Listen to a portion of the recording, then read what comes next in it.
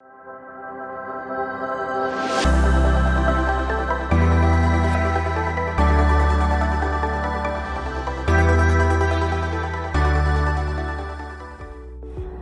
वालेकुम, आप देख रहे हैं program health solution with doctor सना।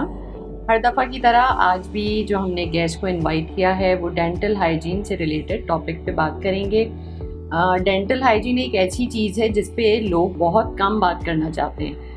वैसे कोई डिजीज़ होती है तो लोग ज़रूर जाते हैं, लेकिन जब बात दांतों की आती है तो लोग बहुत ज़्यादा अवॉइड करते हैं हॉस्पिटल विज़िट करना।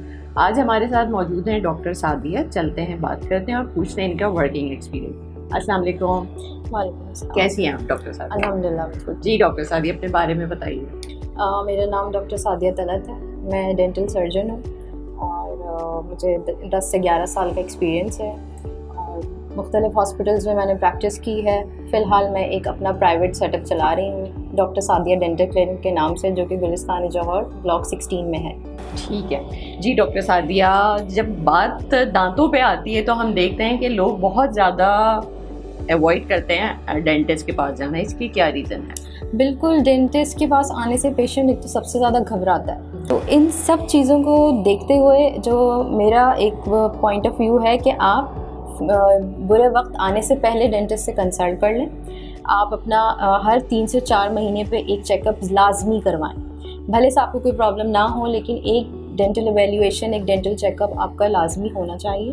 तो उससे ये होता है कि कोई भी अगर हिडन कैविटी है, कोई भी गम डिज़ीज़ है जो खामोशी से आपके मुंह में है, ये सब चीज़ें एवेल्यूएट हो जाती हैं, वक्त रहते इलाज हो जाता है और ख़र्चा भी कम आता है। बिल्कुल, डेंटिस्ट के पास आते हुए पेशेंट सबसे ज़्यादा डरता है खर्चे से। बिल्कुल, लेकिन जब वो आता है तो काम इतना ख़राब हो चुका होता है तो वो ऑटोमेटिकली खर्चे की तरफ जाना पड़ जाता है। बिल्कुल। ओरल हाइजीन पे अगर हम बात करें, आजकल हम देख रहे हैं कि ओरल हाइजीन जो कि हमारे माशरे में पान, गुटखा, छालिया बहुत ज़्यादा कॉमन हो गया है।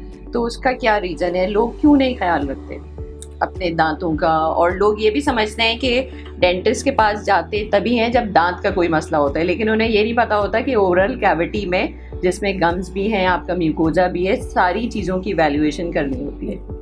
मैंने जैसे अभी बताया ना आपको, डेंटिस्ट के पास पेशेंट आता ही जब काम ख़राब या पेन हो रहा होगा, उससे पहले वो डेंटिस्ट के पास नहीं जाएगा। अगर हल्का फुल्का दर्द है वो पेन किलर लेके घर में होगा आराम से कि वो नहीं, मैंने दवा ले ली, ठीक हो गया, सेटल हो गया। जब बिल्कुल आउट ऑफ हैंड्स हो जाएगा केस, फिर वो जाएगा डेंटिस्ट के पास। और अगर हाँ, सबसे ज़्यादा ज़रूरी है कि आप 2 से 3 महीने में डेंटिस्ट के पास जाएं, अपनी ओरल हाइजीन का सबसे ज़्यादा ध्यान रखें। पान, छालिया, गुटखा, इस तरह की चीज़ें जो हैं, ये सब आपके दांतों के लिए बहुत मुज़िर हैं और ये सबसे ज़्यादा नुकसान आपके दांतों को, मुंह का कैंसर जो कि पान, छालिया, गुटखा से आजकल बहुत ज़्यादा आम है। अगर आप डेंटिस्ट के पास जो है मुख्तलिफ टाइम पे आप विज़िट करते रहेंगे, ये सब चीज़ें आपको एजुकेट करेगा डेंटिस्ट, आपकी ज़बान का चेकअप करेगा। टंग पे एक वाइट लेयर आ जाती है जो कि एक फंगस लेयर होती है, कैंडिडोसिस कहते हैं उसको। इसके अलावा और भी बहुत से म्यूकोजल जो है वो डिज़ीज़ हो जाते हैं, गम डिज़ीज़ हो जाते हैं पेशेंट्स को। प्लाक इतना पेशेंट ने एक्यूमुलेट हुआ होता है दांतों में कि बास पेशेंट तो ऐसे होते हैं वो कहते हैं हमने कभी डेंटिस्ट को विज़िट नहीं किया। ब्लीडिंग गम्स, कुछ साइंस होते हैं जो आपको मॉनिटर करने पड़ते हैं, जैसे आपके दांतों से ब्रशिंग के दौरान खून आ रहा है, मुंह से बदबू आ रही है, दांत में ठंडा गरम लग रहा है, तो ये सारे अलार्मिंग साइंस हैं कि आपको जो है डेंटिस्ट को जाना चाहिए। आप डेंटिस्ट के पास जाएंगे, वो आपके दांतों की सफाई करेगा, आपको बताएगा कि आपने इस तरह ब्रशिंग टेक्निक सिखाएगा, आपके लिए क्या चीज़ गुड्स हैं, बैड्स हैं, सब चीज़, सेंसिटिविटी का इलाज बताएगा। लेकिन ये सब एक डेंटिस्ट के पास जाने से, एक मशवरे से ही होगा। बिल्कुल। अच्छा, आजकल हमने देखा है कि ओरल अल्सर्स बहुत ज़्यादा कॉमन हो गए हैं और जो आपने बात की है वाइट लेयर की टंग पे, ये चीज़ भी, तो उसका क्या रीज़न हो सकता है? ओरल अल्सर्स जो हैं वो 2-3 तरह के होते हैं। एक तो ये है कि कुछ विटामिन्स की डेफिशिएंसी की वजह से भी हो जाता है, ठीक, कि आपका म्यूकोजा इतना सेंसिटिव हो जाता है कि ऑन एंड ऑफ आपको अल्सर्स होना शुरू हो जाता है। इनकी कुछ टाइप्स होती हैं, मेजर अल्सर्स होते हैं, माइनर अल्सर्स होते हैं, और कुछ होते हैं कि आपकी ट्रॉमेटिक अल्सर्स होते हैं, कुछ आपने बाइट कर लिया, अपना चीक बाइट कर लिया, टंग बाइट कर ली, इस तरह मुख्तलिफ अल्सर्स की टाइप्स हैं। तो उन्हीं की तरह से उनको फिर ट्रीट किया जाता है। वजूहात ये भी है कि लोग मिर्च मसाले का खाना भी बहुत खाते हैं तो उससे भी हो जाता है। एसिडिटी से भी अल्सर्स होते हैं। अगर आपका गैस्ट्रिक जो है वो रिफ्लक्स ज़्यादा है, पेट में ज़्यादा तेज़ाबियत है, तो उससे भी अल्सर्स होते हैं। तो ये सब चीज़ें जब आप डॉक्टर्स के पास जाते हैं, आप डेंटिस्ट से कंसल्ट करेंगे तो फिर इन चीज़ों का प्रॉपर एक इलाज होता है। ओरल हाइजीन अपनी अच्छी रखना बहुत ज़रूरी है। 2 टाइम ब्रश करें। बिल्कुल, मैं चाहूँगी कि ब्रशिंग टेक्निक आप ज़रूर हमारी ऑडियंस को बताती हूँ। आपने 2 टाइम ब्रश करना है। Flossing is very important. मरीज के लिए मेडिकल इक्विपमेंट घर पर मंगवाएं सिर्फ हेल्थ सॉल्यूशंस ऐप के जरिए। ब्रश आपका देखिए दांत के बीच में जो जगह होती है यहाँ पे ब्रश नहीं जा पाता, इंटरडेंटल स्पेस जिसे हम कहते हैं, यहाँ पे फ्लॉस जाता है। एक बारीक सा धागा होता है, वैक्स कोटेड धागा होता है, वो आपने लिया, आपने उसको एक सिरा इधर लपेटा, उसको आपने अच्छी तरह दांतों के बीच में से जो भी खाना है वो निकल जाएगा। Brushing and flossing should be go simultaneously. आपने ब्रश किया, फ्लॉस किया, एक अच्छा माउथ वॉश अपने इस्तेमाल में रखें, अच्छा फ्लोराइड वाला टूथपेस्ट एक अपने इस्तेमाल में भी बहुत ज़्यादा ज़रूरी है कि टूथपेस्ट का भी अच्छा होना। बहुत सारे ब्रांड्स हैं। कौन सा है जो इजीली अवेलेबल है? और Colgate sensitive it's good, Sensodyne it's very good, और इसके अलावा 2 हैं ये जो राइवल्स ब्रांड हैं और ये अच्छे हैं। उनके फ्लोराइड कंटेंट अच्छा है, अच्छा जा रहा है। बाकी आप अगर वाइटनिंग टूथपेस्ट से जाएंगे तो ये सब इतने ज़्यादा अच्छे नहीं हैं। इनमें भी काफ़ी वैरायटी आ जाती है, गम्स केयर, वाइटनिंग, ये वो काफ़ी चीज़ अब तो बहुत ज़्यादा वास्ट हो गया है। ब्लीडिंग के लिए भी आ गए हैं, और तो वो आप अपनी जो दांतों की रिक्वायरमेंट है उस हिसाब से आप इनको सेलेक्ट कर सकते हैं। ठीक है। तो कोई टूथपेस्ट स्पेसिफिक टाइम ड्यूरेशन के लिए होता है कि लाइक 6 मंथ के बाद आपको चेंज ही करना है या वो कंटिन्यू रखें? आप चेंज कर भी सकते हैं, क्योंकि देखिए फॉर्मूला जो है वो तकरीबन सबका एक ही होता है। ठीक, तो बस आप ब्रश टूथपेस्ट कोई सा भी ले लें, सबकी जो एक फॉर्मुलेशन या उनके कंटेंट्स जो होते हैं वो तकरीबन एक ही होते हैं। कुछ थोड़ा बहुत तो परसेंटेज आगे पीछे करके अपना एक नया फार्मूला बना लेते हैं, लेकिन तकरीबन सारे एक सही होते हैं। मेन चीज़ जो है वो आपकी ब्रशिंग टेक्निक है। ठीक है। आप टूथपेस्ट अपना चेंज कर सकते हैं, मुख्तलिफ ब्रांड्स को आप आजमा सकते हैं। 2 से 3 महीने बाद आप दूसरा चूज़ कर लें, दूसरा कुछ कर लें। सेंसिटिविटी का मसला हल हो गया तो आप नॉर्मल रेगुलर टूथपेस्ट पे आ जाएं, जो नॉर्मल वाइट पेस्ट होता है आप उस पे आ जाएं, आप सेंसिटिविटी वाला बंद कर दें। ब्लीडिंग गम्स का मसला हल हो गया, आप नॉर्मल टूथपेस्ट पे आ जाएं। फॉर द टाइम बिंग आप अपनी प्रॉब्लम के हिसाब से वो टूथपेस्ट यूज़ कीजिए for bleeding gum, for sensitivity. After that you can go back to a normal toothpaste. और दूसरी बात ये कि माउथ वॉश अच्छा इस्तेमाल में रखें। ठीक, ब्रशिंग टेक्निक पे मैं बात करना चाह रही थी कि वो सबसे इंपॉर्टेंट है। आप टूथपेस्ट कोई सा भी लेके अगर आपकी टेक्निक अच्छी नहीं है तो वो यूज़लेस है। बिल्कुल। हमें ब्रश करने के लिए ब्रश को दांतों के साथ थोड़ा सा एंगुलेटेड रखना चाहिए, सर्कुलर मोशन में, and up and down, circular motion and up and down. इसी तरह जो आपकी जो दांतों को चबाने की जो सतह होती है उसको भी सर्कुलर मोशन में आपने अच्छी तरह क्लीन किया। जो अंदर की लेयर है जहाँ सबसे ज़्यादा प्लाक जमा होता है ज़बान की साइड, तो उसको आपने जो है अप एंड डाउन ऐसे बैक एंड फोर्थ मोशन में आपने उसको क्लीन किया। फ्लॉसिंग किए तो इंशाल्लाह आपका जो प्लाक एक्यूमुलेशन है वो बहुत ज़्यादा डिक्रीज हो जाता है। ठीक है। आजकल हमने देखा है कि फूड इस तरह का ले रहे हैं, जंक फूड का बहुत ज़्यादा इस्तेमाल हो गया है, चिप्स और बिस्किट्स, तो बच्चों में भी अर्ली टूथ डिके और ब्लैकनिंग ऑफ टीथ जो है बहुत ज़्यादा हम देख रहे हैं। पहले बहुत कम होती थी, इनके क्या रीज़न हैं? इसका भी हर चीज़ का हल जो है ना वो ब्रशिंग है। Oral hygiene, proper oral hygiene maintenance है। अच्छा, आजकल क्या होता है बच्चे को जो जब तक के उसके दांत आगे के काले नहीं हो जाएंगे ना वो ब्रशिंग शुरू नहीं कराएंगे, या जब तक बच्चा कंप्लेन नहीं करेगा कि मुझे पेन हो रहा है। छोटे छोटे 1.5-2 साल के बच्चे आ रहे होते हैं दांतों की कंप्लेन के साथ, पेन के साथ आ रहे होते हैं। इतना छोटा बच्चा अगर आप लेकर आएंगे तो वो ट्रीटमेंट कैसे कराएगा? वो पहले से ही इतना दर्द में होता है, इतना डरा हुआ होता है, वो ट्रीटमेंट नहीं करा सकता। तो इन सब चीज़ों से बचने के लिए जैसे ही बच्चे के मुंह में एक दांत आ जाए आप उसकी ब्रशिंग हैबिट स्टार्ट करा दें। वेट ना करें कि नहीं तो जब 2.5 साल का हो जाएगा, जब उसको रिंस करना आ जाएगा, कुल्ली करना आ जाएगा, हम तभी कराएंगे। नहीं, पी साइज बच्चों के टूथपेस्ट बिल्कुल अलग होते हैं, उसमें फ्लोराइड कंटेंट कम होता है बहुत, ताकि टॉक्सिसिटी ना हो जाए। डॉक्टर से कंसल्टेशन के लिए हेल्थ सॉल्यूशंस ऐप डाउनलोड करें और सेहतमंद रहें। आप टंग ब्रश करें। हमें भी अपनी ब्रशिंग के बाद हमारा जो लास्ट स्टेप होना चाहिए वो हमारा क्लीनिंग ऑफ टंग होना चाहिए, कि हम अपनी टंग पे ब्रश फेरें, उसको साफ करें। इसी तरह छोटे बच्चों का आप जितना आप देंगे, अगर बच्चा आपका फिर भी इन चीज़ों की तरफ जा रहा है, ये च्युइंगम, चॉकलेट्स वगैरह, कोई बच्चा चॉकलेट छोड़ता नहीं है, बस आप उसको ओरल खा लिया, ठीक है, let's go to brush your teeth. आप उसको ब्रशिंग कराएं। रात का ब्रश बहुत इंपॉर्टेंट है। जो जहाँ पे बंदा गलती करता है, बड़ा हो, बच्चा हो, बूढ़ा हो, वो है रात का ब्रश। पेशेंट आते कहते हैं हम सुबह ब्रश करते हैं दिन में एक दफ़ा, नहीं, आपका सबसे इम्पॉर्टेंट जो है वो नाइट वाला ब्रश है before going to bed. Because रात भर बैक्टीरिया, अब खाना आपके दांतों में जमा रहेगा, चाहे आपने मीठा नहीं भी खाया, अगर आप सिर्फ रोटी खा के भी सोए हैं वो आपके दांत में चिपका रहेगा, बैक्टीरिया ग्रो करेगा, वो कैविटी बनाएगा और वो सारी रात आपके मुंह में लगा हुआ है। दिन भर तो आप पानी पी लेते हैं, रिंस कर लेते हैं, थोड़ी बचत हो जाती है, लेकिन रात भर जो खाना दांतों में चिपका रहेगा वो कैविटी करेगा। तो रात का ब्रश इज़ मोर इम्पॉर्टेंट। इसी तरह बच्चों की हैबिट दें कि दूध दे दिया, रात में बच्चों को आदत होती है दूध पीने की, तो ऐसा नहीं कि पीते पीते सो गए, आपने उनको दूध दिया और फ़ौरन साथ लेके चलें, लेट्स गो एंड हम मिल के ब्रश करेंगे। बच्चों की इसी तरह से हैबिट मेंटेन हो जाती है, और आगे चल के उसके लिए लाइफ ईजी हो जाएगी, उसको ब्रश करने की इतनी आदत हो जाएगी, वो सोएगा ही नहीं। और अगर आप रात को ब्रश करके सोएंगे, सुबह आपके मुंह से बदबू नहीं आएगी।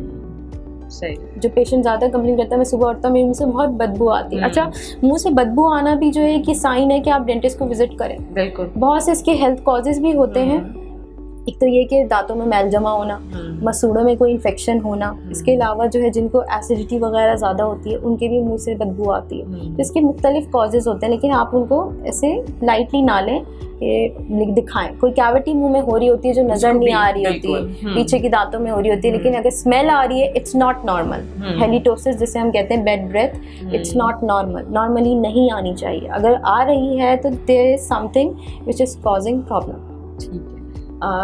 डॉक्टर सादिया, अब हम बात करेंगे जो हमारे यहाँ पान, गुटखा, छालिया जो देखा है हमारी यूथ में किस तरह से कॉमन, यूथ क्या एडल्ट्स भी बहुत ज़्यादा देख रहे हैं हम उसकी एडिक्शन, तो किस तरह से कितनी डिजीज़ेज़ हम देखते हैं टर्मिनल स्टेज ऑफ कैंसर पे पहुँच जाते हैं, लेकिन अभी भी स्टिल हम किस तरह से इन चीज़ों को कंट्रोल करें, कैसे अवेयरनेस देंगे?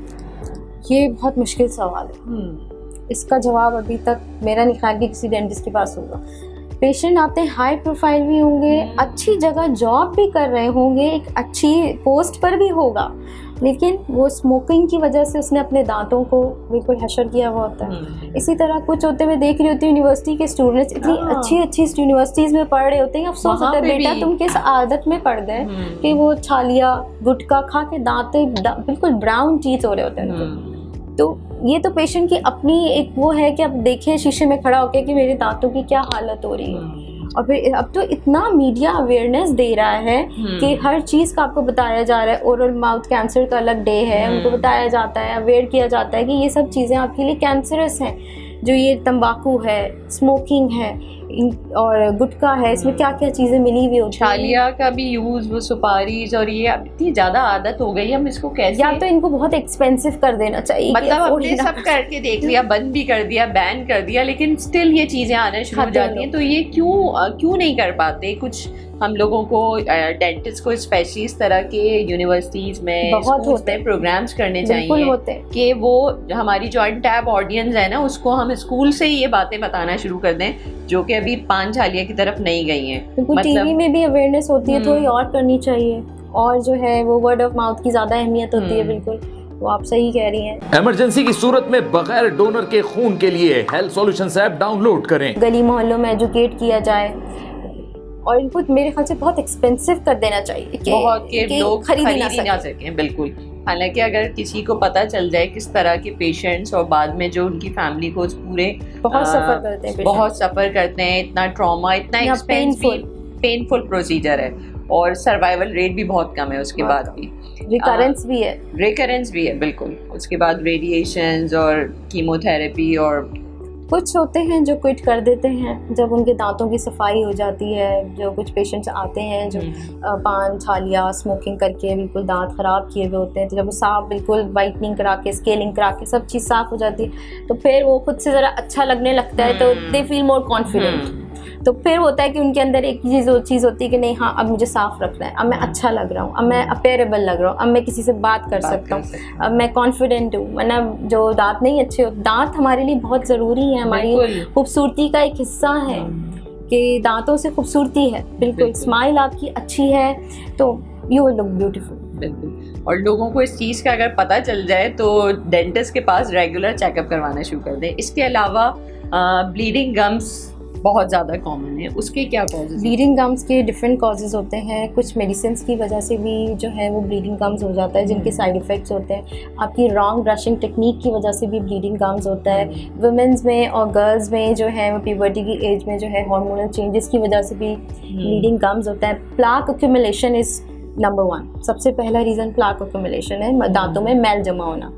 ये सारे कॉमन चीज़ें हैं जो देखने में आती है रोज़मर्रा की हमारी प्रैक्टिस में कि पेशेंट इन कंप्लेंट्स के साथ आता है। अगर आप टाइम टू टाइम डेंटिस्ट को विज़िट करें, अपने दांतों की सफाई कराएं। सफाई कराने के लिए एक बहुत बड़ा डेंटल मिथ है कि उससे दांत कमज़ोर हो जाते हैं, इनामल आपकी वीक हो जाएगी और सेंसिटिव हो जाएगी। नहीं, ऐसा कुछ नहीं होता। अल्ट्रासोनिक स्केलिंग होती है, बिल्कुल वाइब्रेशन होती है उसमें, बहुत लाइट प्रेशर के साथ, और वो जितना दांतों पे आपके मैल जमा होता है वो उसको साफ़ कर देता है। आपके गम्स हेल्दी हो जाते हैं, आपकी ब्लीडिंग गम्स की प्रॉब्लम ख़त्म हो जाती है।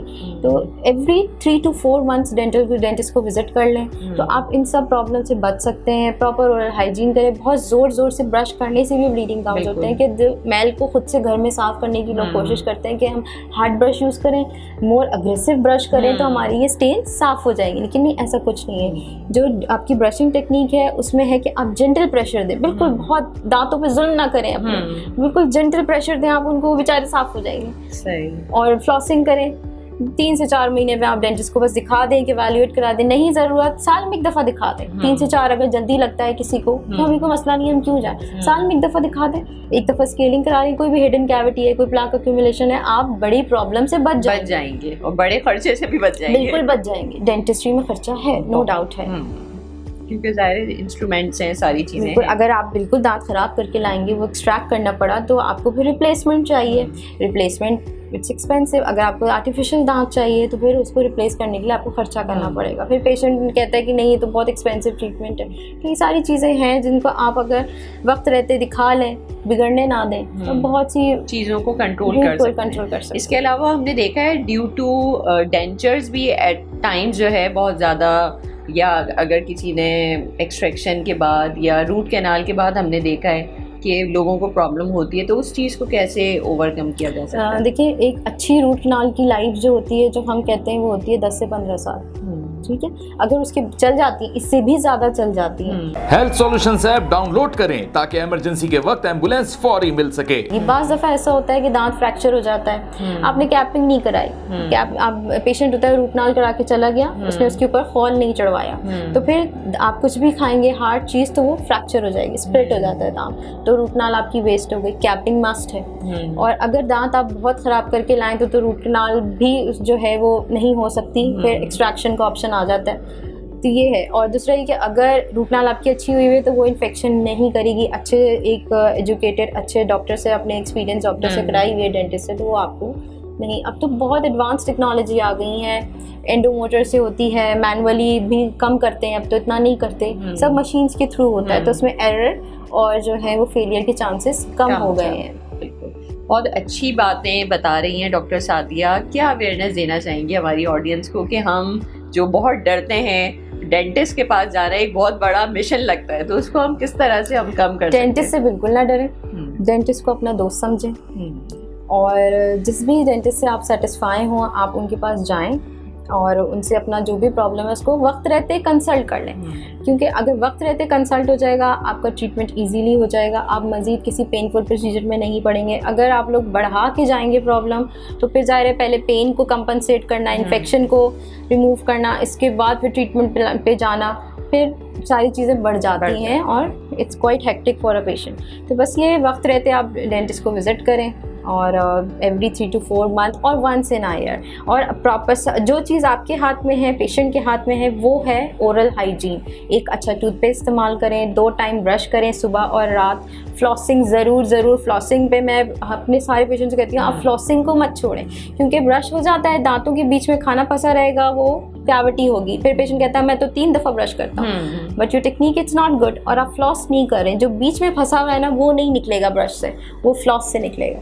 फ्लॉस करें, माउथ वॉश इस्तेमाल में रखें, ब्रश करें, ये 3 चीज़ें आपके हाथ में हैं। अगर आप ये तीनों चीज़ें अच्छे से करते हैं तो फिर आपको हमारे पास भी आने की ज़रूरत नहीं पड़ेगी।